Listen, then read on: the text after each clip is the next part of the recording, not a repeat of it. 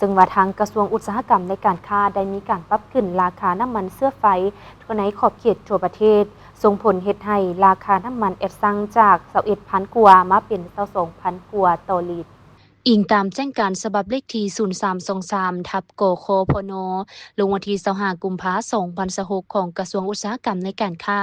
ได้ประกาศปรับขึ้นราคาขายหน่วยน้ำมันเสื้อไฟในขอบเขตทั่วประเทศโดยเริ่มปฏิบัติตั้งแต่เวลา 6 โมงเช้าของวันที่26กุมภาพันธ์2026เป็นต้นไปซึ่งได้ส่งผลกระทบเฮ็ดให้ราคาน้ำมันขายหน่อยทั้ง3ประเภทมีราคาเพิ่มขึ้นเช่นจากราคาน้ำมันแอดซังพิเศษจาก26,020กีบขึ้นมาเป็น27,300กีบต่อลิตรน้ำมันแอดซังธรรมดาจากราคาเดิม21,990กีบขึ้นมาเป็น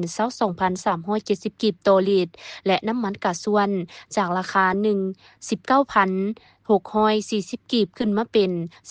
19,970กีบต่อลิตรโดยอิงใส่ราคาขายย่อยอยู่นครหลวงเวียงจันทน์ปัจจุบันส่วนต่างแขวงอาจจะมีราคาสูงกว่าเล็กน้อยตามระยะทางการส่งใกล้ๆและในนี้แขวงที่มีราคาขายย่อยสูงกว่าหมู่แม่นแขวงพงศลีที่อยู่ภาคเหนือสุดของประเทศราคาน้ำมันแอดซังพิเศษอยู่ที่